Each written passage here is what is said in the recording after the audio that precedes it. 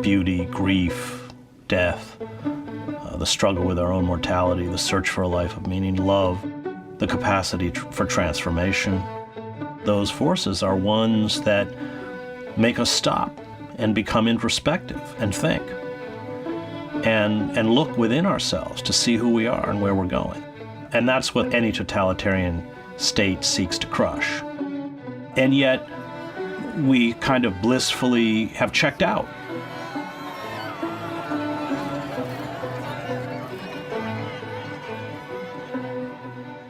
Most people have no concept of how fragile their environment is. I think you have to, as I have done, live in societies that collapse to realize how quickly they go down and how fragile they are.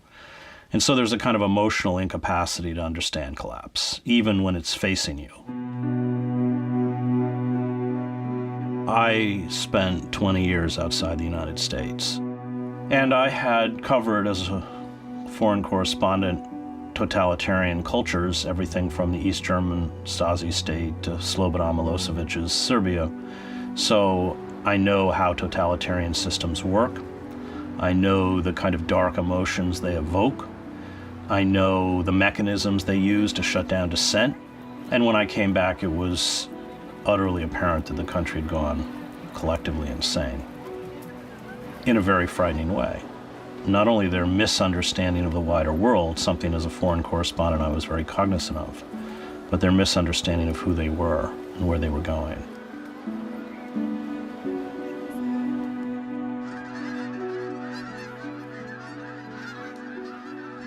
The nature of illusion is that it's designed, at least at the moment, to make you feel good about yourself, about your country, about where you're going. In that sense, it functions like a drug. Those who question that illusion are challenged not so much for the veracity of what they say, but for puncturing those feelings.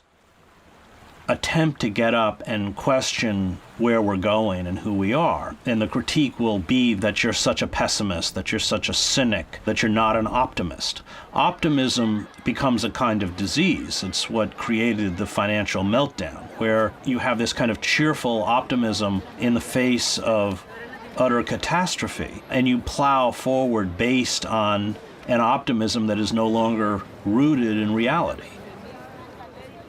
If hope becomes something that you express through illusion, then it's not hope, it's fantasy.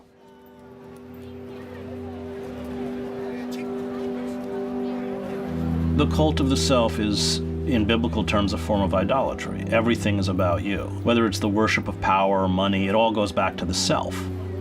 It all goes back to creating little monuments to yourself. All investment into a particular goal of self-aggrandizement is a kind of pathetic attempt at self-exaltation in a kind of maybe even subconscious way at immortality.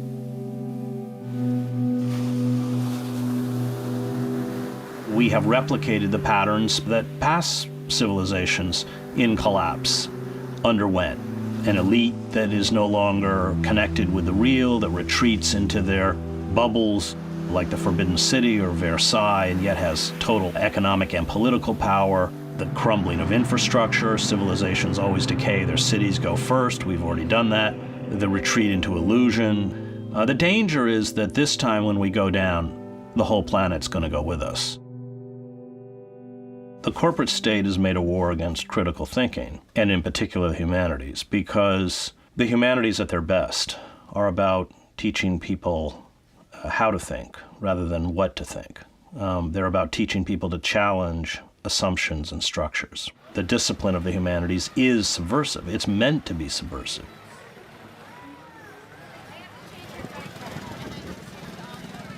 The other thing that the failure to think critically does is it creates a very frightening historical amnesia.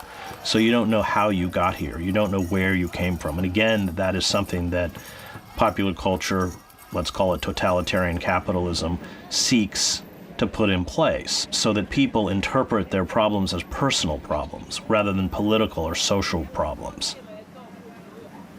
When you don't understand what's going on, when you imbibe the illusion that you're fed, the belief that reality is never an impediment to what you desire, that you can have everything you want, that blinds you. It keeps you from seeing what's happening around you. Then, because you are intellectually and emotionally unprepared, you scream for moral renewal and a new savior and a demagogue and vengeance.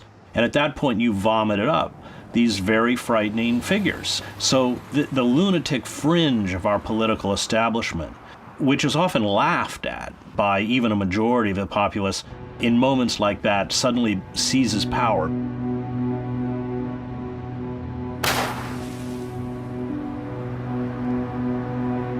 You can oftentimes, in moments of breakdown, have a society clamor for their own enslavement. The cost that we're paying is that the forces arrayed against us are going to kill us. Unfettered, unregulated capitalism is a revolutionary force, as Karl Marx understood. It exploits everything. Everything becomes a commodity. Human beings become commodities, the natural world becomes a commodity that it exploits until exhaustion or collapse. And that's why the environmental crisis is intimately twinned with the economic crisis. 40% of the summer Arctic sea ice melts. And that becomes a business opportunity for Shell that's up there dropping $500 million drill bits down into the Arctic Sea. It's insane. When societies reach the kind of end stage, the language they use to describe their own economic and political and social and cultural reality bears no resemblance to that reality, which is where we are. The language of free market, laissez-faire capitalism is what they feed business students and the wider public, but it is an ideology that bears absolutely no resemblance to the reality, and that gets back to the fact of living in a kind of culture warped by pervasive illusion and self-delusion.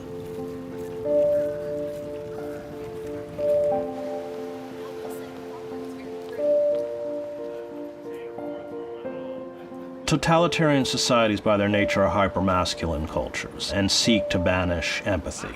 They not only ignore the vulnerable and the weak, but they ridicule them and persecute them. They celebrate supposed values of force, strength, violence, and empathy is seen as weakness.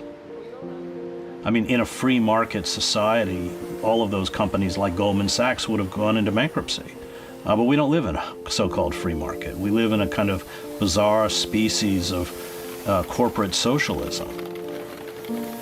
So in the end process of decayed states, you have forces in essence cannibalizing the state itself, which is where we are.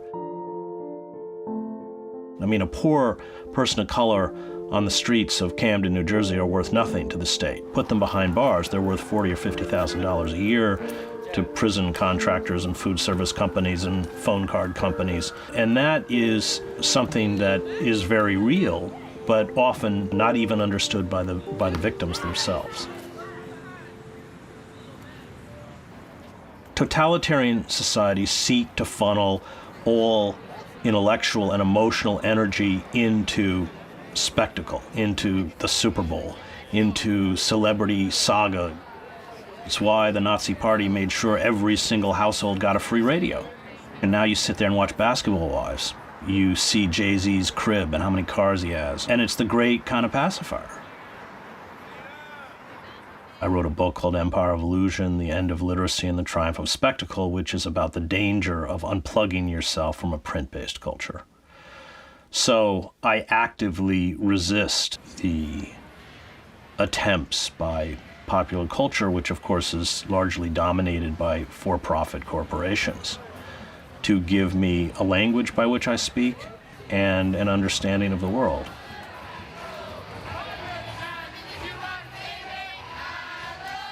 Underneath the guise of consumerism is unadulterated hedonism. I mean, it's infected everything, including spirituality, which in its real form has nothing to do with us. It has to do with our neighbor. I mean, the whole point of, and again, I speak as a seminarian, of a life of commitment is picking up a cross. It's not a pleasant experience. It's one that gives one a sense of meaning, a sense of purpose. So, I think that, again, it goes back to values which are largely an anathema to the consumer society. Those are values that are rooted in self-sacrifice. It's about giving. It's about self-effacement. It's about understanding that a life of fulfillment comes through service, not through the attainment and acquisition of money, wealth, and things. And I think that wisdom, which sort of crosses all religious traditions, is real.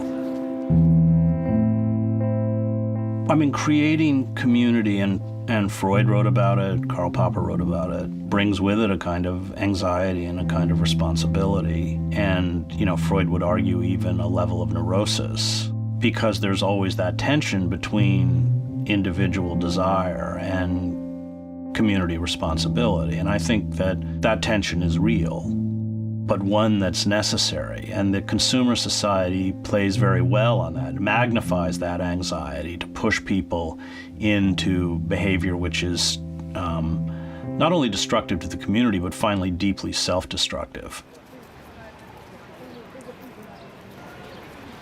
I covered the revolutions in Eastern Europe. I saw how lonely acts of defiance to totalitarian regimes, which at the moment were considered futile, kept alive another narrative, ironic points of light. That's what acts of conscience, acts of rebellion do. It appears often at the moment that it's meaningless, but when you stand up to decayed systems of power, systems of evil, and you speak a truth, even people within those systems hear your voice. And that's why the state is pushing through one draconian law after another, whether it's the wholesale spying and eavesdropping, monitoring, photographing of every American citizen, whether it's the use of the Espionage Act to shut down whistleblowers, whether it's the National Defense Authorization Acts and Section 1021, for which I sued the president in federal court and won, which permits the U.S. military to seize U.S. citizens and hold them indefinitely without due process in military facilities. They're all doing this for a reason. They know what's coming. And I've covered uprisings all over the world. You know when the tinder is there. You never know what's going to trigger it. You never know when it's going to come. You never know how it's going to express itself, but you know it's there, and it's definitely here.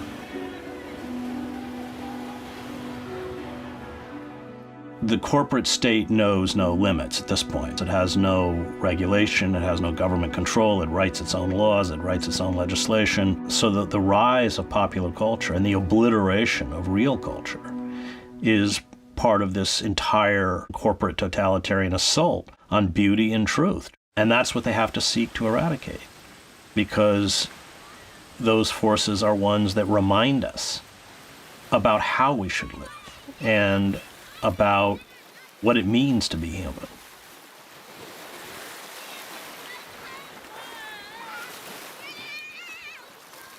Going into Sarajevo, which I did during the war, where 2,000 children have been shot, 45 of my own colleagues have been killed, 4 to 5 dead a day, 24 wounded a day, constant sniper fire, wasn't pleasant, but it was meaningful. And one, I think, has to begin to make that decision, whether they want a life that means something, or whether they want to leap from one hedonistic high to another. You can't talk about hope if you can't see reality, and reality is pretty bleak. But that's the starting point.